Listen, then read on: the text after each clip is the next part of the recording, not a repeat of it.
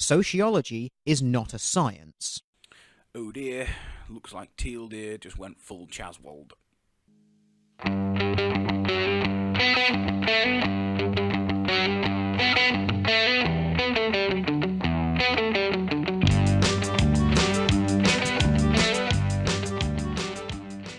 And that is the crux of your assertion here. You are asserting that sociology is a natural science right up there along with physics and chemistry. No, I'm saying it's one of the social sciences, but nice try. Now, seeing as you're a big fan of the dictionary, and I'm a big fan of irony, I thought it would be fun to insert the dictionary definition of sociology here, which quite specifically states that it is a science, which by your standards actually proves your own argument wrong. However, it doesn't prove your argument wrong by my standards, because I, as I've asserted, don't consider the dictionary to be the oracle of all knowledge. I think dictionary definitions can often be very fuzzy, sometimes even inaccurate.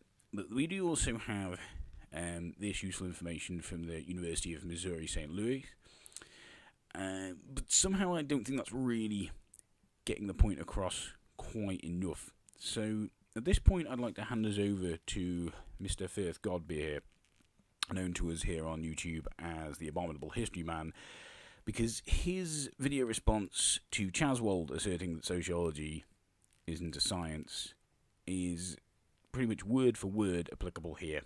And so I'm going to insert it in its entirety here. Sit back and enjoy.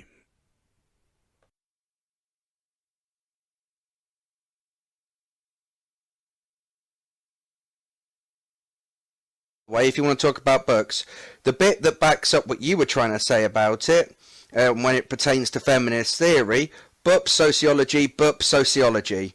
Sociology is not a science, it's pseudoscience.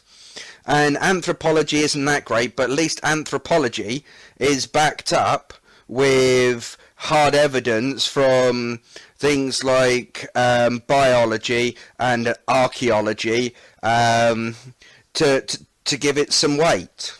And sociology. An ology? It gets an ology and it says it's failed. You get an ology, you're a scientist. The thing is, I'm the good cop.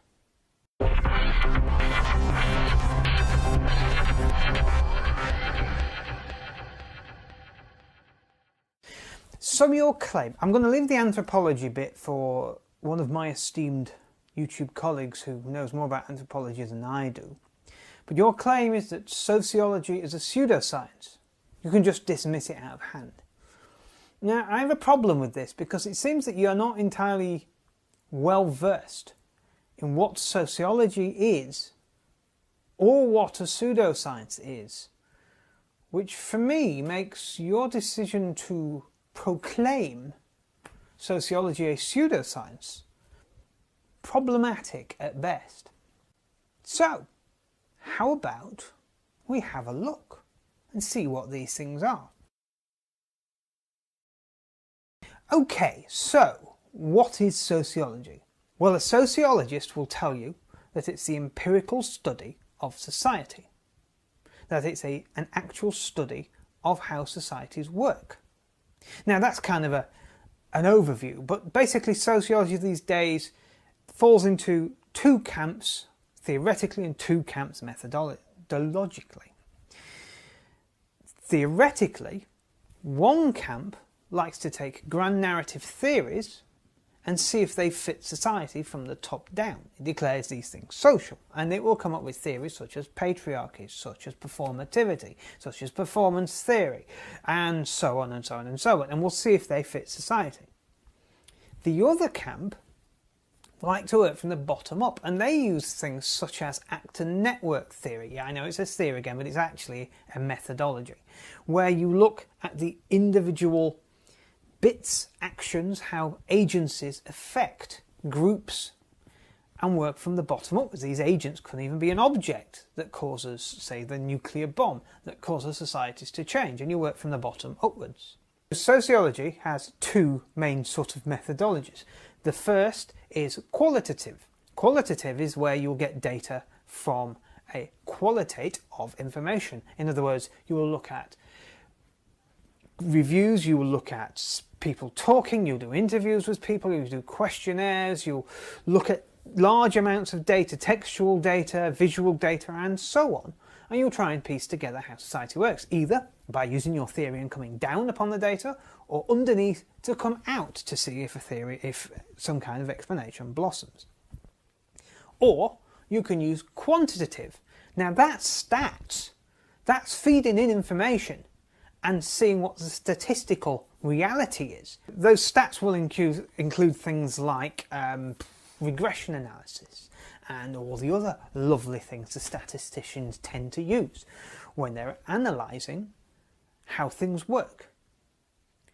So sociology is quite an intricate way of understanding society, and the people who do sociology, for the most part, do it empirically with discipline and are trained to be disciplined empirical thinkers. So that's sociology in a nutshell. Now, pseudoscience is a bit tricky. It has something known as the demarcation challenge. There's a problem in knowing where pseudoscience begins and science ends. There isn't some line that says that's not science and that is. That's not how these things work. People have tried to come up with definitions of what makes a pseudoscience. You've got Mario Bunga, and you've got Radner and Lilyfield and Chris French, and lots of other people have said, okay, let's try and look at what is the markers of a pseudoscience. Now, somebody also said, and I'll say who in the screen in a second, but somebody also said that, I paraphrase, just as day and night are two separate things, but it's hard to actually know where one becomes the other. It's the same with science and pseudoscience. So in order to know you're in the night, the pseudoscience, you have to look for markers. Now what I thought I'd do is look at some of these markers of pseudoscience and see if sociology fits the bill. So what I've decided to do is take this book, Anomalistic Psychology, and use it because it's got a few different ones, and I'm going to use Scott O. Lilienfeld's definition of pseudoscience, and I'm going to see if sociology fits the bill. So, firstly, a tendency to invoke ad hoc hypotheses which can be thought of as escape hatches or loopholes as a means of immunising claims from falsification.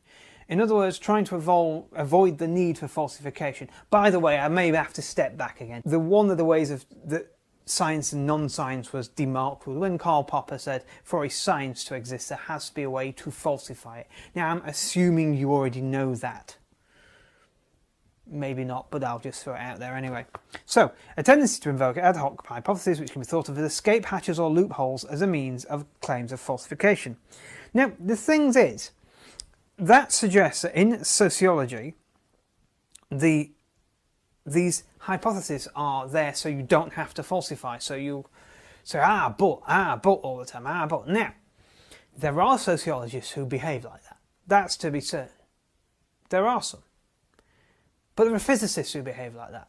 There are physicists out there who say, string theory, all the time, and similar things. So physics is a science. But the vast majority of sociology, the reason patriarchy, as defined in the dictionary you discounted in your video, stands ground, is because attempts to falsify it haven't worked. Things like performance theory seem to work when you put it to the data. But the problem is, not all social theory works all the time. Because unlike the natural sciences, the social sciences are built on shifting sand. We're weird, and we change, and we do weird things and alter ourselves. So many of these theories will apply to a lot of people, but very rarely to everyone. They aren't massive sweeping theories that explain everything. They will just explain certain people in certain circumstances in certain times. But nonetheless, in those circumstances, they're yet to be falsified. They are far from ad hoc. They're built up upon data and upon observation. Next, An absence of self-correction and an accompanying intellectual stagnation. After historians, sociologists probably like to argue with each other more than anyone else on earth, there is certainly no intellectual stagnation and there's certainly no absence of self-correction. The field is constantly self-correcting. At the moment, there is a change undergoing where the people who like this bottom-up inductive method are starting to assert a dominance because they realise some of the older methods, some of the more philosophy-based, if you like, logical deductive methods, have problems. So that isn't true. An emphasis on confirmation rather than refutation. Well, no. See the last thing I said about like to argue all the time. They like to falsify each other, like anybody else in science.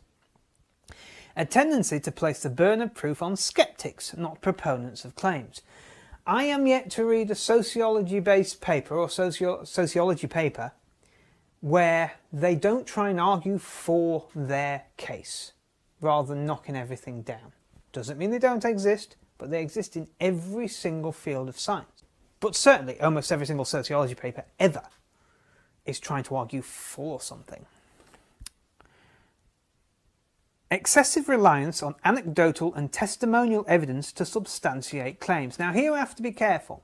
Sociology does rely heavily on anecdote and testimony, but not to substantiate claims. In fact, it takes that anecdote and testimony and it tears it to pieces and pulls it back together again and tries to form patterns and looks at the statistics and sticks it into in vivo to see if patterns are forming and does all this kind of stuff. It doesn't take an anecdote and says, there you go, that's proof. Or at least not the good sociologists. And I have to hasten again that there are good and bad in all sciences. Evasion of the scrutiny afforded by peer review, apart from the couple of 1,000 sociology peer-reviewed journals, all of which have criteria for entry, many of them really tough to get into. Now they don't evade peer review. Absence of connectivity, that is a failure to build on existing scientific knowledge. Well, hardly. In fact, sociology has become one of the most intersubjective disciplines there is, constantly pulling bits from anthropology and all over the place. History, it's been bound with history for a long time. Sociology will dip their toes in history just as we historians constantly drench ourselves in sociology. And it certainly builds upon lots of scientific ideas. Use of impressive sounding jargon whose primary purpose is to lend claims a facade of scientific respectability. Now you kind of got me there.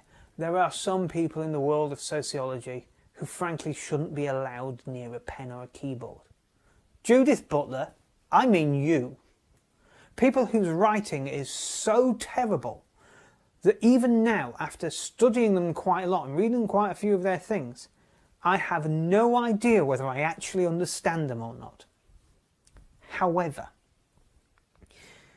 when you do understand performativity, for example, of Judith Butler, it's not original, it's semi-plagiarised, it's a few different ideas bolted together, but then what idea isn't? It's not even particularly amazing. I mean, to suggest that we are the person that others believe us to be and we try and perform in such a way as they expect us to is hardly world-shattering news. But someone had to say it before it became obvious. But it is interesting and important and something to observe in society. It is something you should know about if you're going to observe society. It is not, to quote, to lend claims a facade of scientific respectability. What it is piss poor writing based upon some daft idea she's got about non-gendered writing that all historical linguists weep over because they know she hasn't a clue what gender in language actually is.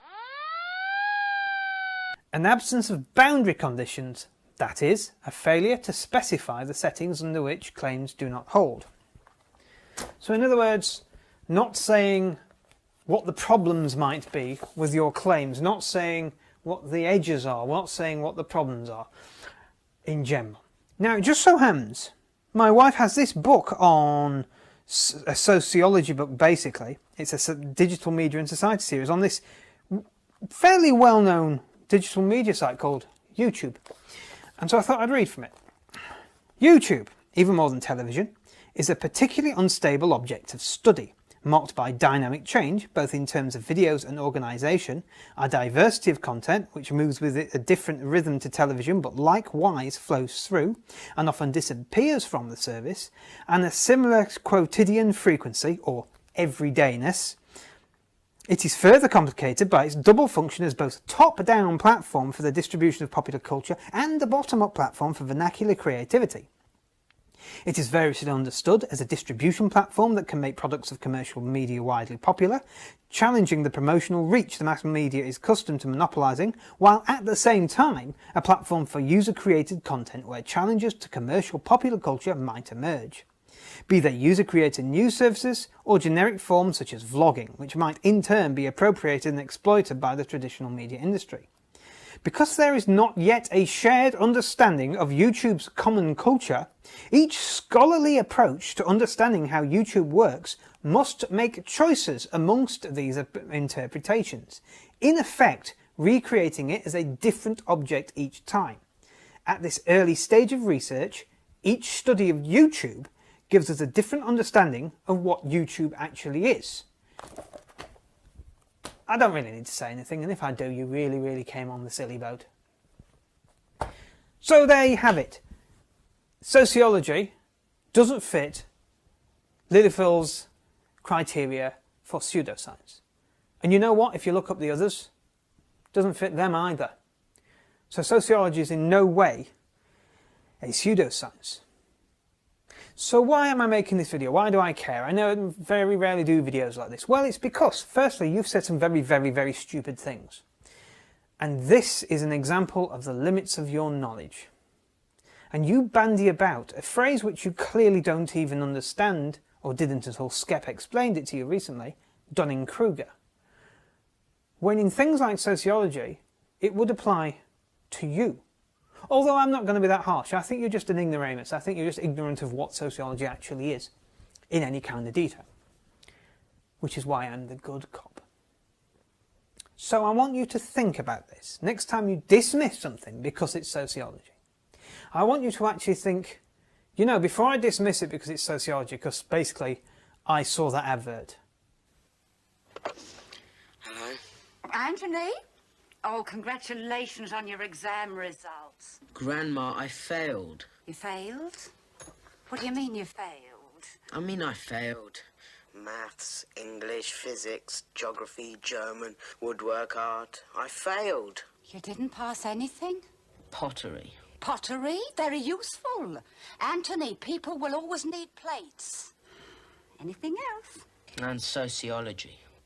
An ology? It gets an ology and it says he's failed. You get an ology, you're a scientist. Whether it's well done or hard luck, a phone call says a lot. The most brilliant boys, the teachers who are wrong, you know, they can't mark. A lot of them can't see. British Telecom. It's you we answer to. Yes, that advert. Or I remember it, although you're probably too young. And if not, you know, the advert. And ever since sociology's had a stigma of being not really a science. I want you to think, hang on, maybe I need to learn more about something before I open my trap and start flapping my lips and tongue about. Is that really too much to ask?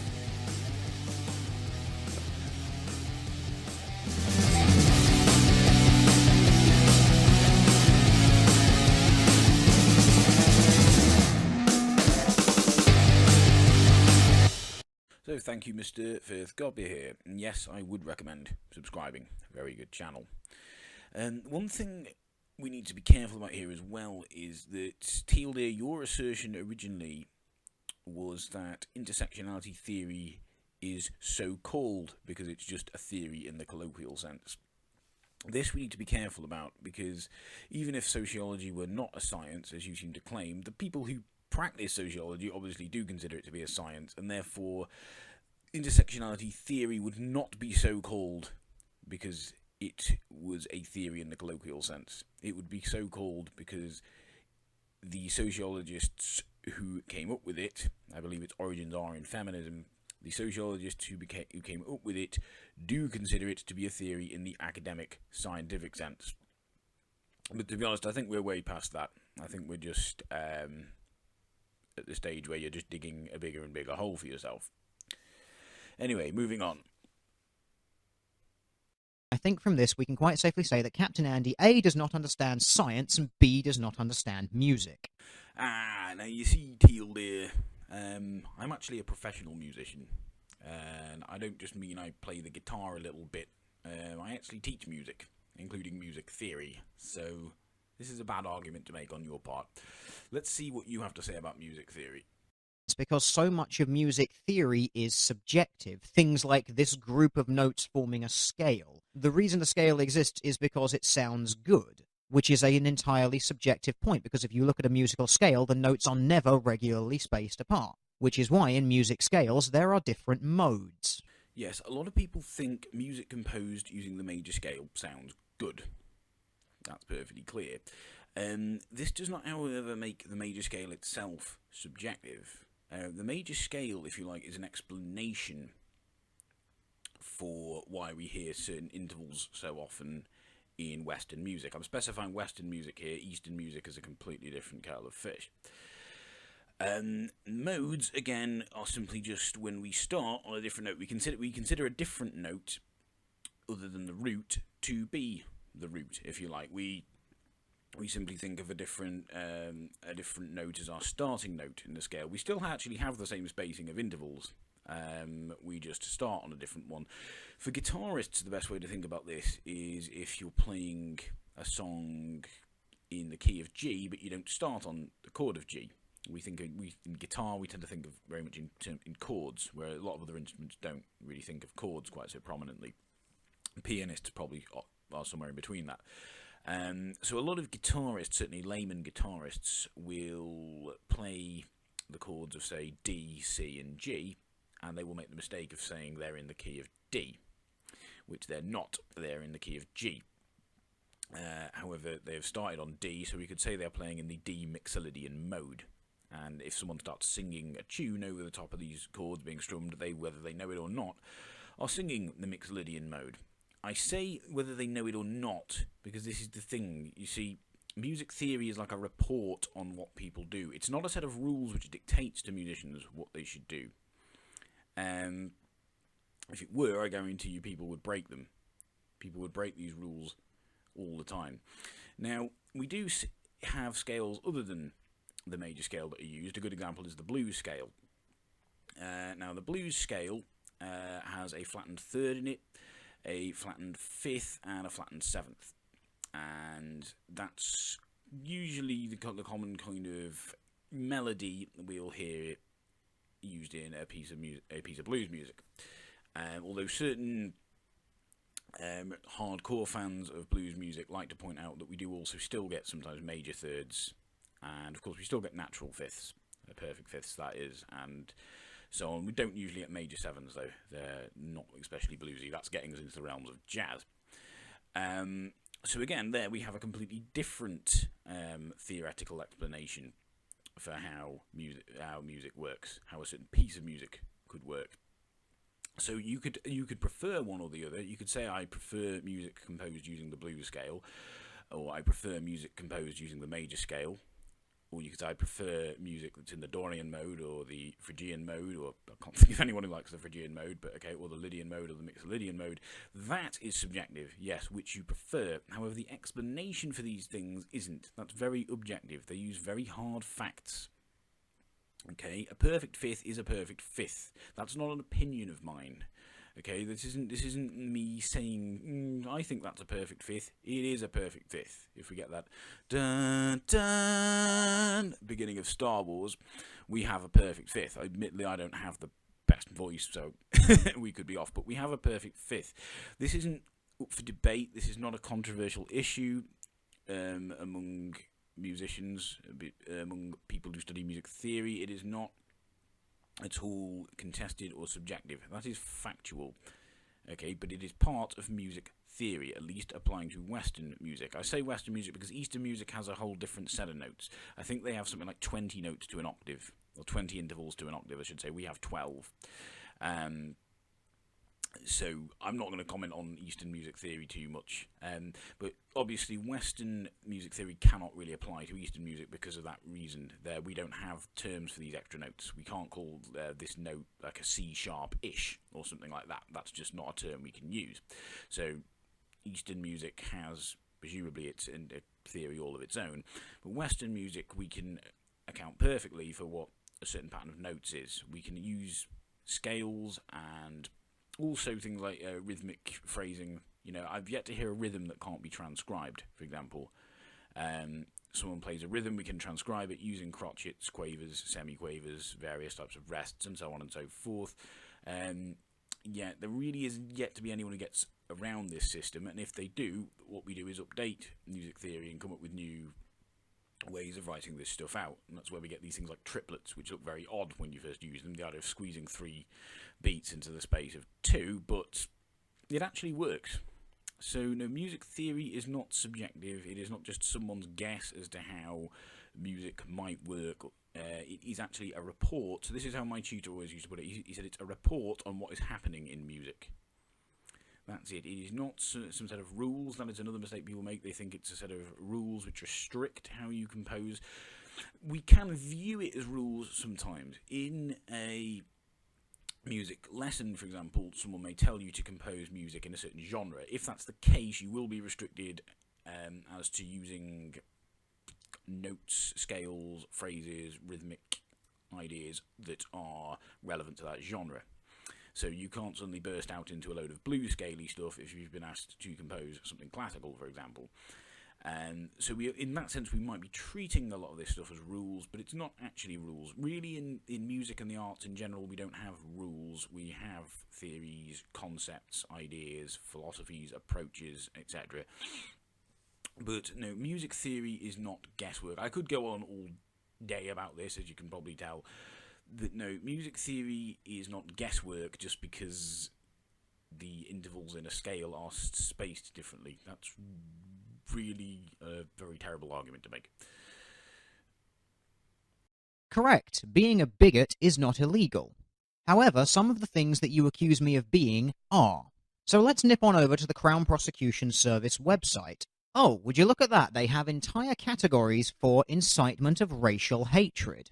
But let's read a little bit of that, shall we? Because I think it'll help you understand a little bit more how the law actually works. Incitement to racial hatred. This offence is committed when the accused person says or does something which is threatening, abusive, or insulting and, by doing so, either intends to stir up racial hatred or makes it likely that racial hatred will be stirred up.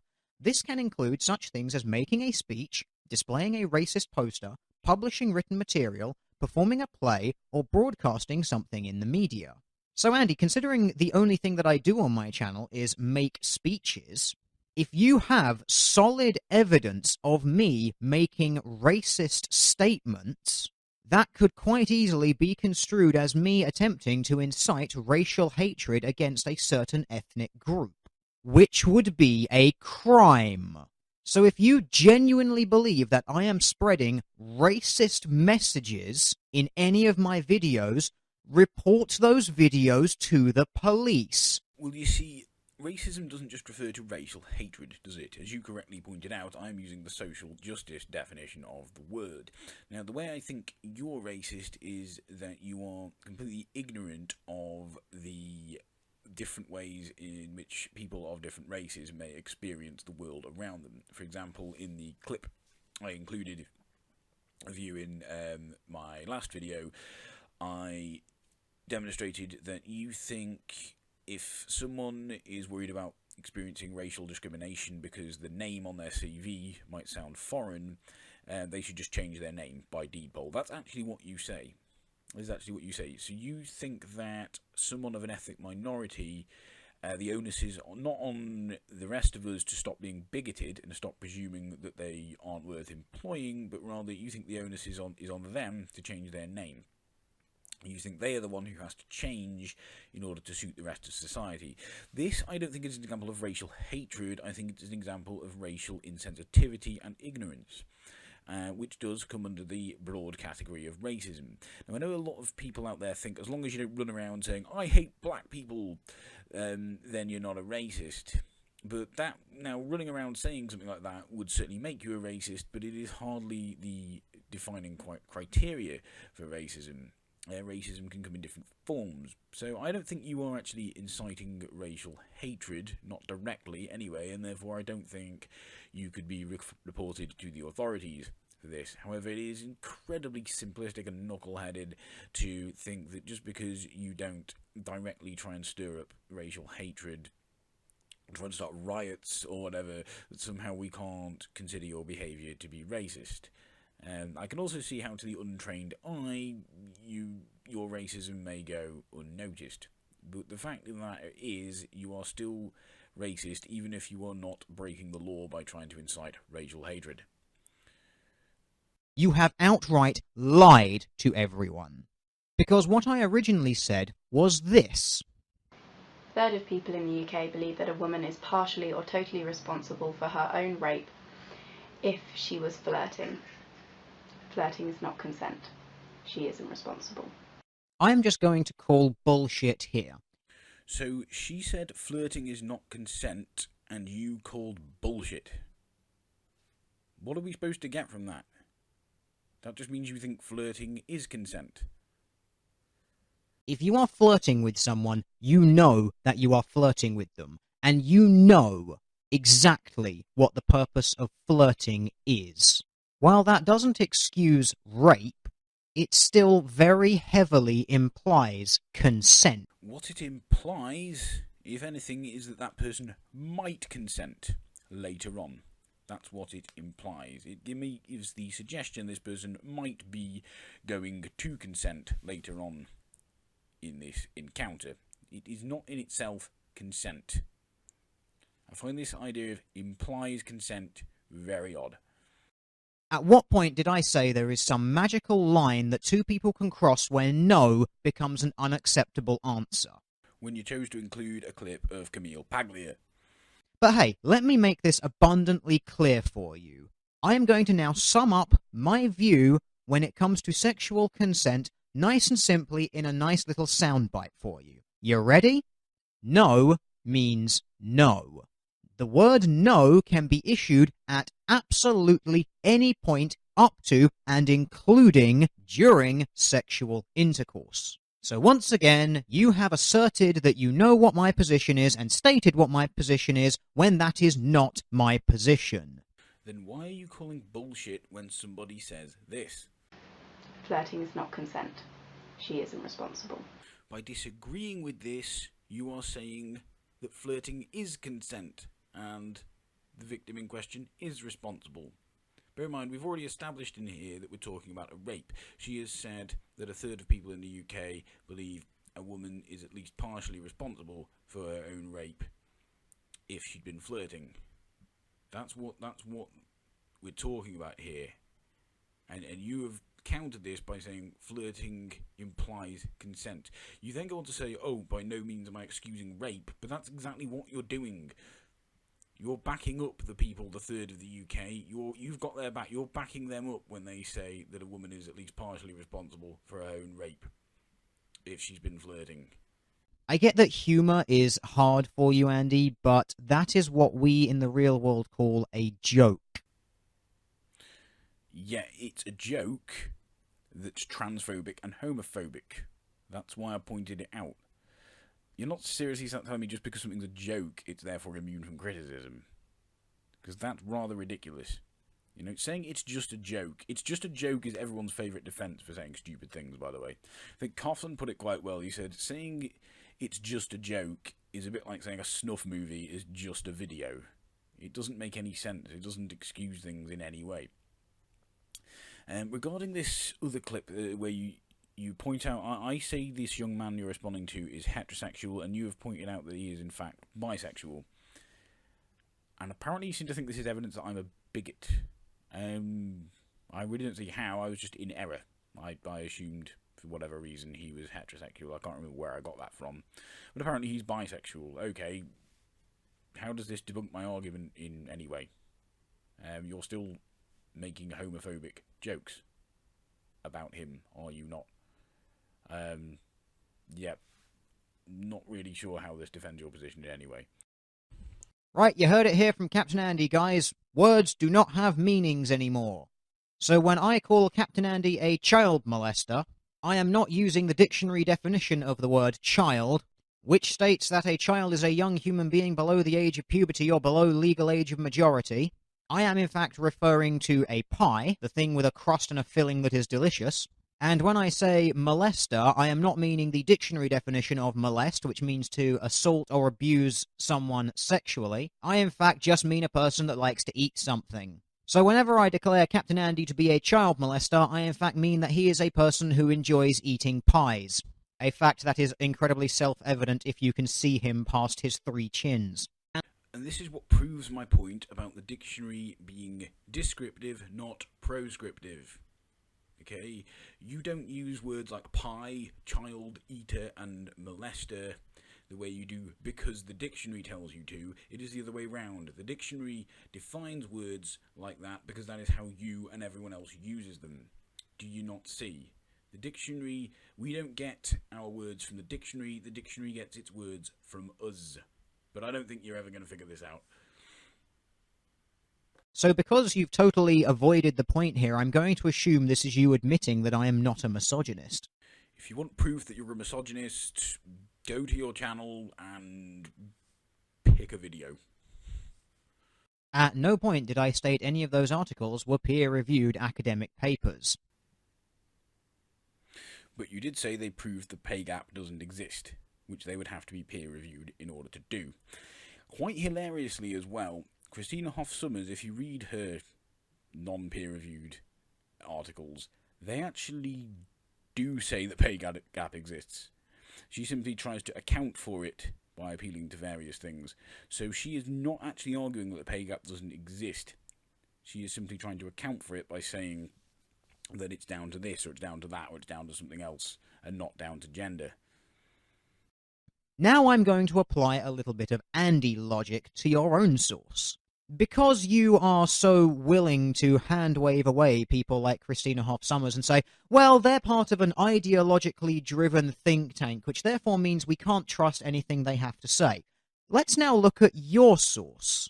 And this source is from the United States Department of Labor, an organization funded by the United States government. That organization that has invested millions of dollars and thousands of hours of labor into feminist causes. Well, I actually gave you 2 links. You've chosen to ignore the other one, which was a direct link to an academic paper. The Department of Labor link does reference a number of academic papers, and therefore I decided to include it. I really don't have the patience to get into some conspiracy theory bullshit about the US government being infiltrated by feminists or having some bizarre bias towards feminism. That's just, I'm afraid, not something I have time for.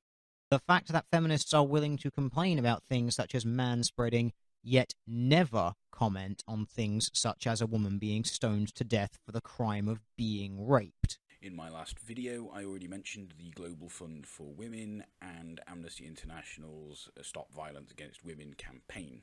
You have chosen to ignore these. Lacey Green makes a statement that women are not weak because some women give birth. So she is effectively asserting that the choice actions of a few individuals make an entire gender strong. No, she's saying that giving birth requires strength, therefore women who give birth should not be considered weak, because if they were weak, they wouldn't be able to give birth. That's it. It's nothing to do with personal choices or anything like that. This is the simplest thing to understand in the entire world, and you don't understand it. By the way, one of your fans in the comment section of my last video, he is literally arguing that pregnancy is no big deal because it's just like taking a massive shit. Yes, that's what he's arguing. That is the kind of morons you attract. You have 10,000 of these idiots following you around. Something to consider. And now I'm going to point out the hilarity of this man who said something along the lines of, "Oh, I'm not interested in opening a dialogue with you, Teal Deer," made a response to my first video within about 12 hours of it going up, bringing his total videos about me to 2 in the space of 48 hours. True, and I'll happily explain why. You see, in the first response you did to me, I noticed something quite different about the overall tone and style of that video. It was notably different to your other videos. You seemed very much on the defensive, and did spend quite a while at the beginning of your video before you got into your usual style of snarky one-liners and interruptions. You seemed to spend a lot of time trying to defend your position, which was interesting to me. I didn't think you would do that. I didn't think you'd be remotely interested in doing that. And you also threw out an absolutely massive doozy in the form of saying that it's just a theory when you were referring to intersectionality, which I just really couldn't resist responding to. So yeah, I did change my mind. Sue me. Unlike Captain Andy, I am now going to say that I am actually not interested in having a dialogue with this, so this is going to be the last video that I'm going to make about him. Good.